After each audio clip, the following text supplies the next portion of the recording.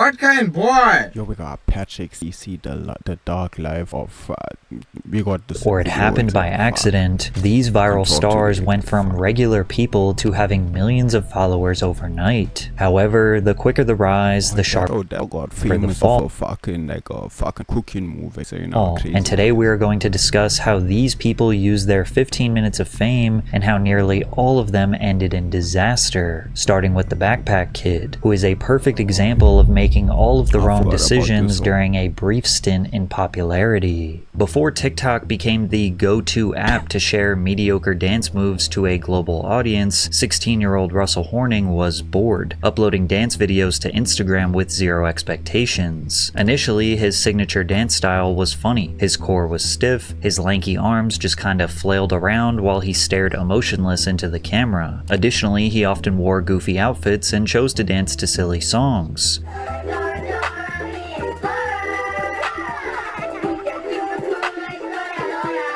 Russell was extremely recognizable after watching just one video, which led to him gaining a small following on IG. But his entire life changed when Rihanna posted one of his videos to her 54 million followers. She tagged Russell in a Rihanna is she's the one who put this on. Post celebrating her Grammy nominations, and he gained over 40,000 followers in one day. Crazy. To capitalize on the momentum, Russell pumped out as many dance videos as he could, skyrocketing him up to over 500,000 followers. There was one particular dance, called the Floss, that seemed to get him the most views, with many people falsely crediting him as the inventor of the move. However, his videos were not getting shared because he was an excellent dancer, but rather because he was a meme. Whenever he did collaborate with other dancers, he was often seen as the weakest one. Despite this, opportunities were being thrown his way because of his follower count, like when Katy Perry personally requested that he dance for her Saturday Night Live performance in May of 2017. Russell absolutely stole the show, flossing aggressively while staring deadpan into the souls of millions of live viewers. He also strategically chose to wear a backpack, rebranding himself as the Backpack Kid. The SNL appearance gained him millions of followers, and the floss became a global dance craze. The Backpack Kid was an internet sensation, but he made a few key mistakes that ultimately led to his downfall. Firstly, Russell took every interview and press opportunity he could get. Viral stars will get thousands of dollars thrown at them just to do collaborations with media outlets, podcasters, or live entertainment companies. So what, you were just getting paid to go show up at parties and shit like that? Yeah, clubs and parties and festivals and performances and stuff. So you just pop out on stage, you do the dance, everybody goes crazy. Yeah. That's pretty much how it goes. Yeah. That's tight. How much can you get to go to a club, if you don't mind letting us know? Manager shakes his head no. Manager shakes his head no. Is it an amount that you're pretty impressed by? Like, are you surprised that you're able to get that much money just to go somewhere? Compared to most 17-year-olds, the money that I make from just one appearance, it could take a 17-year-old forever to make. Why are you talking like that, boy? Make that much money. It's hard to blame someone for making easy money. Then again, the overexposure bothers people because they What is that said that got a palm tree? What, you got one of those fucking trees on his head. perceive Russell as a one-trick pony who doesn't deserve thousands of dollars or recognition from these big platforms. Remember before the internet when you actually had to do something to get famous? But then reasonable criticism turned into straight-up hatred. He looks like one of those inflatable aliens you win at an amusement park. This kid man-child thing scares me. Since he became famous for literally one thing, he had to branch out and try to find other ways to entertain his audience, so he decided to pursue music, releasing one of the worst songs of all time, Flossin'. I be flossin', I be flossin', I be flossin'. Although Russell claimed that he was passionate about music, his songs felt like someone who was barely trying or maybe even just joking, rather than a serious artistic endeavor. Virality made Russell feel pressured to just keep doing what is paying the bills, so he resorted back to his one dance move, which ultimately led to a situation where he tried to perform on a stage that he was not wanted on.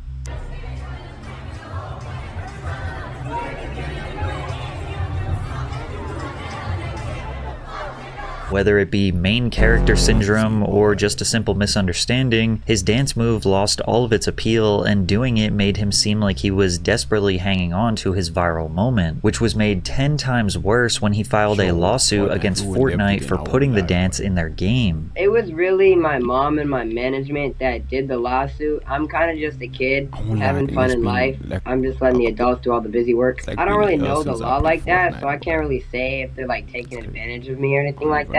But like from a mom standpoint, like a manager standpoint, they think that they're taking advantage of me. A couple days after the lawsuit was filed, videos dating as far back as 2011 were resurfaced showing people who were doing the dance long before the Backpack Kid. Simply put, he did not own the dance, and many viewed it as one final attempt to cash in on his fading relevance. Unsurprisingly, Russell and his team voluntarily dismissed their lawsuit shortly after. The Backpack Kid's 15 minutes of fame were officially over, and despite being hated by the masses and falling off to the point where he receives less than 1,000 views per video, these days, Russell actually seems happier than when he was at his peak. He is pursuing music more seriously and remains dedicated to pushing out a positive message to the world. But as I got older, I started having a more mature mindset on money. I realized that it's important to choose good decisions on how to spend your money.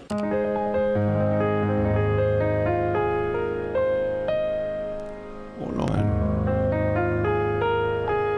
I was just invited to do an anti-vaping commercial for Now we're back to the fucked up here, the American Lung Association. And of course my first thoughts were, oh yeah, because I don't vape, I don't smoke, I definitely don't encourage it. Then again, he openly accepted the opportunity to be on Kai Cenat's stream where he was absolutely embarrassed by Drewski.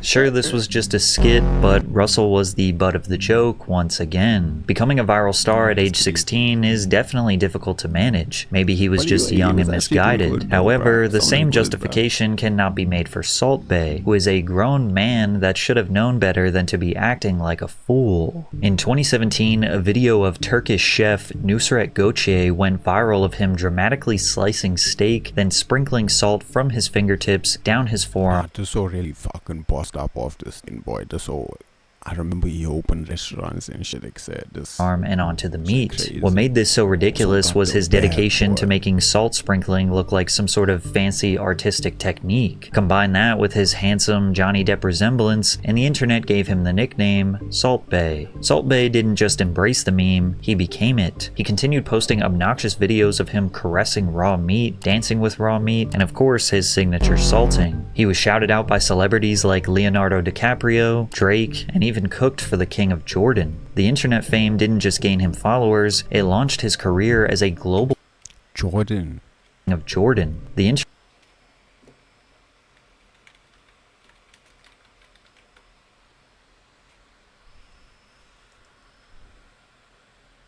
So you're telling me this soul is the King of Jordan, bro?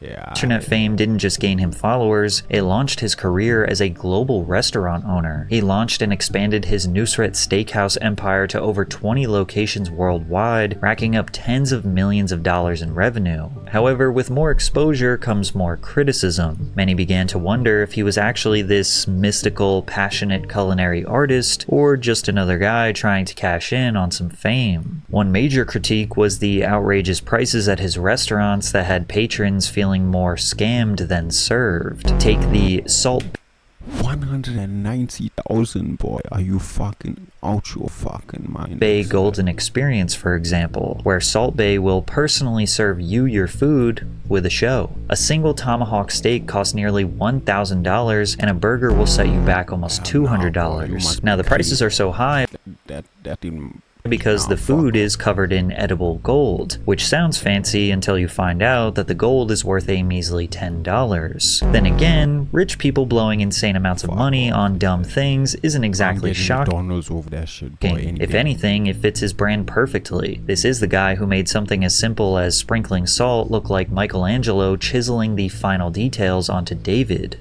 However, the real reason people turned on Salt Bae was much more embarrassing than a $200 burger. At the 2022 World Cup, after Argentina defeated France, Salt Bae I remember this shit. This is when I wanted to slap that old boy. somehow ended up on the pitch This who took the trophy off wherever. celebrating the Who was victory that? with the team. How did he even get there? Cameras caught him pulling on Messi's arm, practically forcing him into Messi don't know you, boy. a handshake. don't Messi, the fuck greatest with you, football Messi. player of all time, clearly was just Hold on now, Patrick.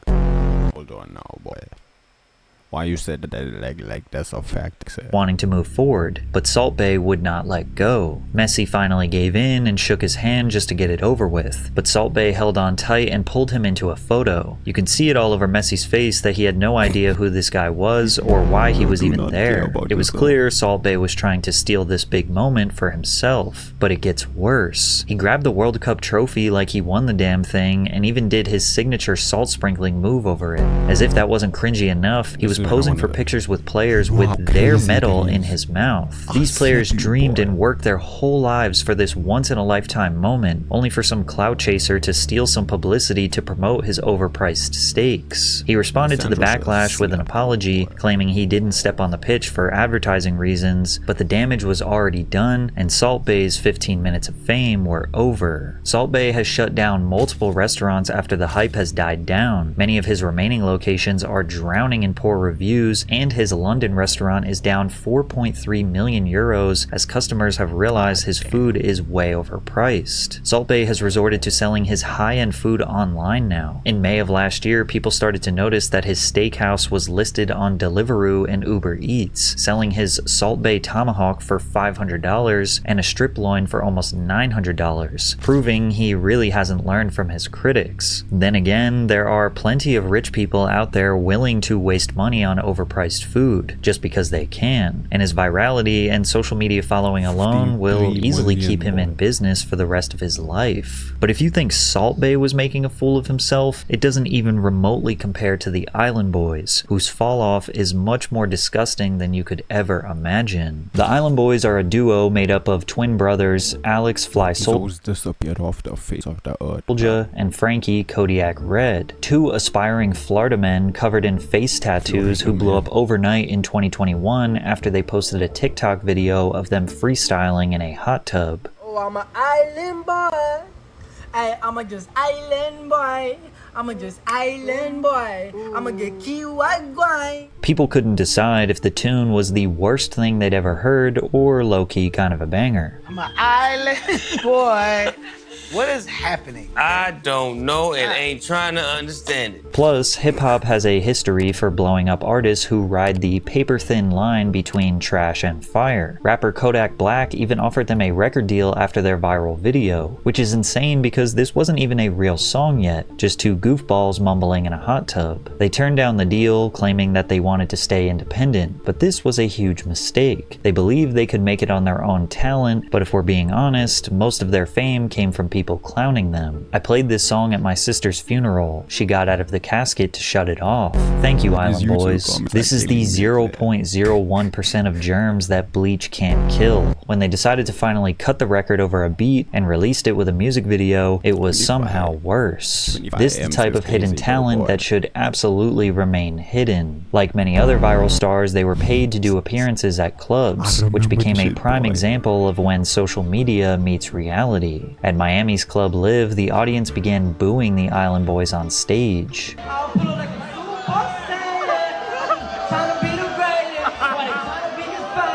Once music fans realized the Island Boys had no capability of making a somewhat decent song, there was really no reason to pay attention to them, and their 15 minutes of fame was about to be up. The boys needed a new way to profit from their fame, so they began selling personalized videos to fans. Who the fuck is paying $65 for a message from them? Nah, some who's don't deserve money. Fans boy. on Cameo, which apparently was very lucrative according to their previous manager. They owe me about like $150,000. From what? Your percentage of the Cameo money? Yeah. Is that the only money they're bringing in? Mostly, maybe a little bit on TikTok, but I mean it's pretty much run dry at this point. Right.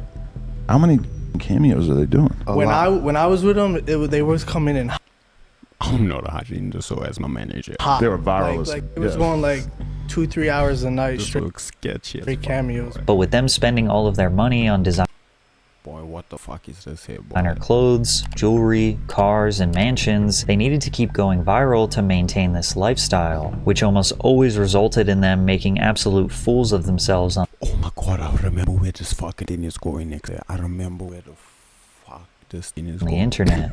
Yeah, she likes the way you look. She thinks you looks good. This is disgusting, boy.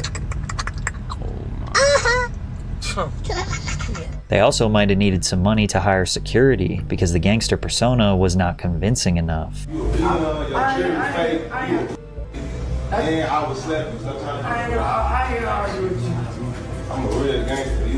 In what could only be called an unhinged move, and in hindsight, the final nail in their career's coffin, the Island Boys launched a Fansly, which is basically just an OF. And it wasn't just embarrassing, it was downright sickening. In 2023, the Island Boys posted a video with sexual and was only meant to get a reaction, claiming that they just wanted to see how effed up this world is. And it turns out they were right about this world, because after their kissing stunt, it was reported that the Island Boys made almost $400,000 in 3 months just on their NSFW content, temporarily funding their lavish lifestyle. O's don't deserve money, boy. Why?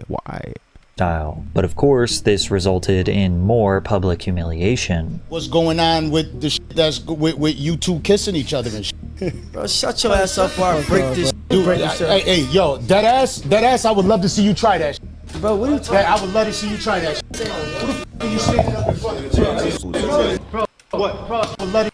This whole got up to stand there, except this whole got up and just stood there. Hey, yo, that ass, I would love to see you try that shit. Bro, what are you talking about? I would love to see you try that shit. Look at that nigga's head. You standing up in front of the Bro, what?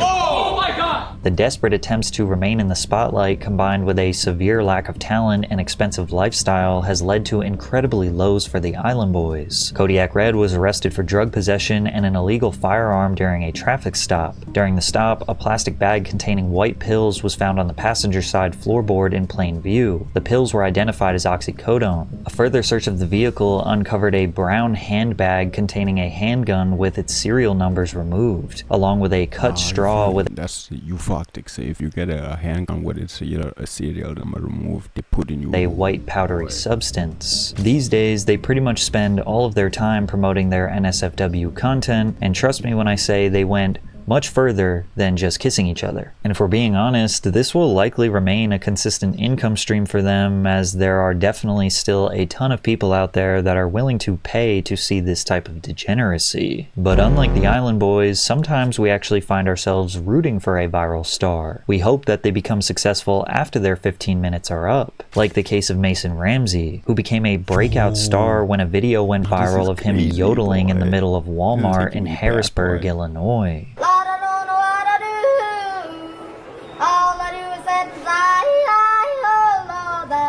The clip racked up tens of millions of views in just a few days, 89 million views, turning the 11-year-old Mason into a worldwide meme. Not only is yodeling kind of objectively hilarious, but a child singing a song that was 70 years old was oddly charming. Because of his viral performance, the original song, Hank Williams' Lovesick Blues, skyrocketed all the way to the 3rd spot on Spotify's Viral 50 chart. Within weeks, Ramsey was sitting across from Ellen DeGeneres, who got everyone on him invited to perform at the legendary Grand Ole Opry. From there, he was embraced by thousands of fans while performing at Coachella.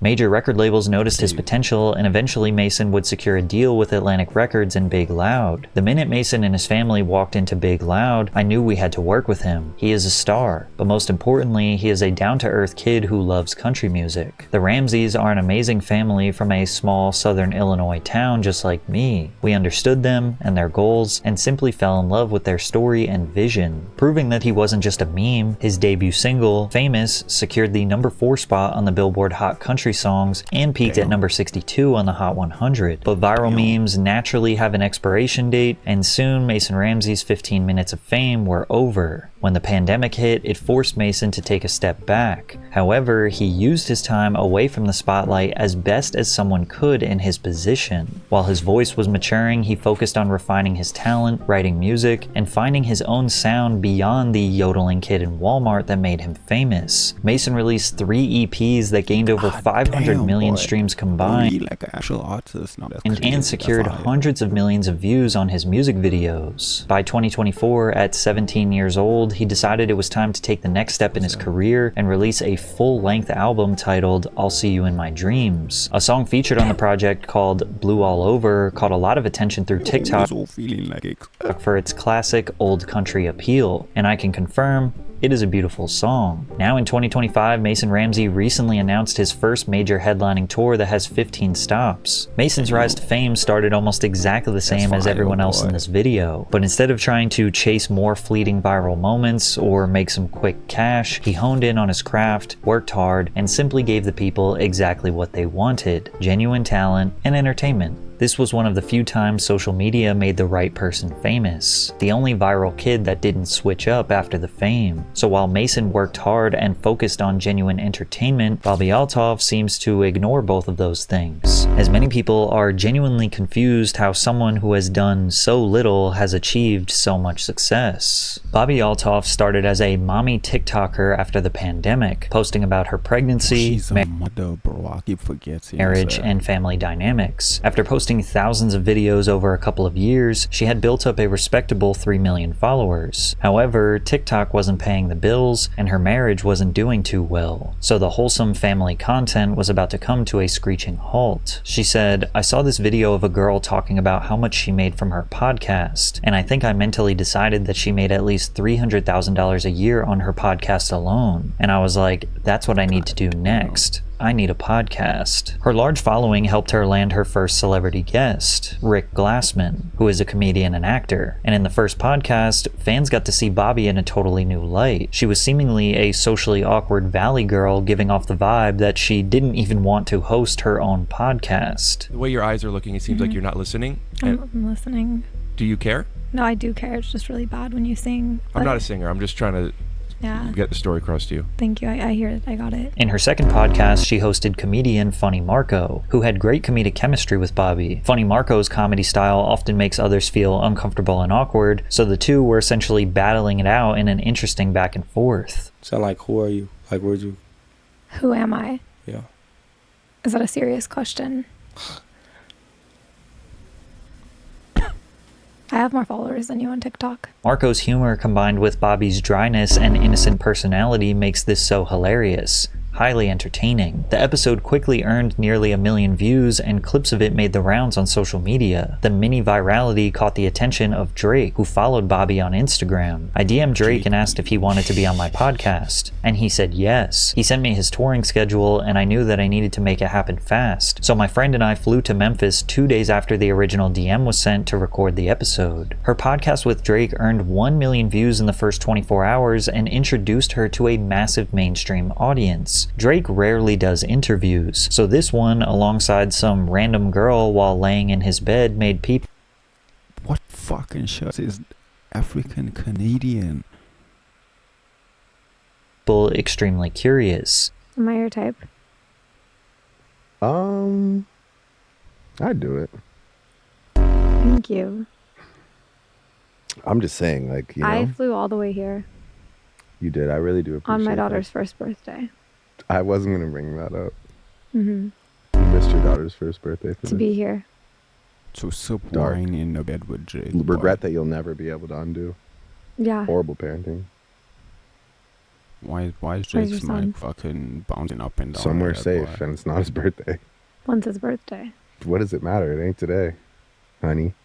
Don't call me honey. Clips of their awkward interactions flooded TikTok, and overnight, Bobby Althoff became a household name on social media. After the Drake episode, securing high-profile guests became easy. She had on Lil Yachty, Tyga, and even Mark Cuban. Her style of bored, sarcastic humor became her signature. and people seemed to love it. But just 3 weeks after the Drake interview was posted, which now had over 10 million views, it was mysteriously deleted from her page, and he unfollowed her on Instagram, sparking a ton of speculation. While fans were trying to figure out what happened, people were reminded that Bobby skipped her daughter's first birthday to interview Drake, which didn't seem to sit right with people, especially because Bobby used to be a mom-focused TikToker. When Drake calls you a horrible parent, you know you effed up. Rumors also spread that Bobby slept with Drake and divorced her husband just to do the interview, which she vehemently denied. But it is true that she divorced her husband, but the reason her and Drake's relationship soured was never revealed. So many people came to the conclusion that she was nothing more than an industry plant, basically meaning that she didn't organically earn her virality, but rather she was handpicked by people behind the scenes and artificially pushed into the spotlight, using Drake's fame as the catalyst. The main piece of evidence for this theory was that she signed to the WME Talent Agency, one of the biggest talent agencies in the United States, representing a ton of Hollywood figures, including Drake. Well, you got a great agent, and you got a great agency, and you got great guests. Regardless if the rumors were true or not, it gave even more of a reason to dislike Bobby, and her comedic style got old very quickly. Listening to her uninterested voice is like nails on a chalkboard, and while most of her interviews she is the one driving the conversation, there were frequent moments where celebrities got tired of her shtick mid-conversation and turned the tables on her. Damn, I'm trying to get you to play. You lost in the sauce. You ain't shaking my hand. We finna get you to 25 million. You know what I'm saying? Just a little sprinkle. Have a great day, Offset. Just a little seasoning. All right, you can leave now. This is my hotel. I paid for this motherfucker. You can leave now. All of her podcasts feel like small talk while waiting for something to actually happen. It's just simply boring. Ironically, her revealing that she was just playing a character actually became worse for her, because the little mystique she did have was now completely gone. In an interview on the Women on Top podcast, she explained why she embodies a satirical alter ego on social media, saying, "Being myself doesn't get views. I had to go where the money was." And her playing the character of someone who is bored and uninterested is just not a sustainable style for long-term success. Awkward and cringe humor can work, but in short clips, not hour-long podcasts. In response to the backlash, she tried to just be more herself, not trying to be so awkward, and even removed the dead air moments from the pod. But all that did was reveal that she is just a subpar podcast host who is only doing it for the money. Although her 15 minutes of fame are over, she will likely remain a lingering socialite as long as she is signed to a talent agency that can get her celebrity guests. And on TikTok is where you will still see her fan base praise her for putting in the least amount of effort possible. This story feels all too similar to the girl, with the main difference being that Bobby didn't outright scam the few people that actually supported her. Walking around drunk in Nashville at 2 a.m., Haley Welsh and her friend Chelsea approached a couple of guys and asked them what they were filming. YouTubers Tim and Dee told them that they do on-the-street interviews where they typically ask about relationships, male and female gender roles, as well as provocative and sometimes raunchy topics. Chelsea asked Dee to make it a spicy one, implying that he should ask a question that might be a little edgy. Come on, you gotta get a spicy one. You want a spicy one? Yeah. So he did just that, only Megan's friend Haley would jump in and give an answer that would drastically change her life. You gotta answer this, you got it. What's one move in bed that makes a man go crazy every time? Oh, you gotta give him that hawk and spit on that thing, you get me? After having a silly interview, Chelsea and Haley confirmed that they wanted their video to be posted to social media. You lie like Tim and D what? Like I was earlier. Yeah. That's it? Yeah. Okay. Tim and D TV. Alright. You said we better post that? Yes. Okay. Post it for real. Alright. She said we better post it. So don't come back trying to tell me, hey, take it down. I'm a fucking stop my recording. I was saying what this all got about from this fucking issue. Get down, I'm a so made her famous and then you got nothing. You this, that, the third. Tim and Dee posted the video to their Instagram account, which had tens of thousands of followers, and the clip immediately went viral, securing 1 million views on the first day and over 5 million views on the second day. The post spread like wildfire, being shared across countless meme pages and pop culture news reporters. The comments read, "She's a national treasure. Keep this woman safe. safe. I'm moving down south. I'm tired of these Northeast women. If she don't hawk Tua, I don't want to talk to her. On the surface, Haley appeared to be the stereotypical Southern belle, sweet and charming complemented by a thick accent. So her describing her raunchy bedroom tactics was a stark contrast. Within days, merch was being sold to capitalize on the viral traffic, but it wasn't until her first interview that we would find out more about the girl behind Hawk Tua. What do you do now? Because now you have management, now you have a team. What are your plans moving forward? Like, do you want to still be the Hawk Tua girl, or do you want to, like... I don't really want that to be, like, my image. Yeah. Like, Hawk Tua girl. I don't see that being, like, my thing. You know? Yeah, I don't want to be known as that. You made a drunk joke, and the next day you have whole management behind you. This world is crazy. Haley took the typical path of a viral star. She hired management, and they immediately got her as much press as possible, jumping on various podcasts to talk about her rise to fame. She got paid to show up at events and hung out backstage with celebrities. She was being amplified to unimaginable levels, with Rolling Stone calling her a charming Gen Z Dolly Parton who's rightfully becoming America's sweetheart. Keep in mind that Dolly Parton is a generational talent who sold 100 million records in her career. She's an artist. Rolling Stone, of all publications, making that comparison just shows how they will say anything for clicks. And while many people thought that Haley would start an OF to cash in, she decided she wanted to use her fame for good. Everybody in the comments is saying how I have 15 minutes of fame, and if that's the case, then I'm going to spend it doing something good. Today, we're taking all of this down to the local animal shelter and donate. People were convinced they made the right person famous, but most viral stars struggle to earn a consistent income from their newfound fame. So in order to secure a sustainable revenue source, she launched the Talk Tua podcast, and immediately the jokes came flooding in. Hot to. Like an emphasis on like to.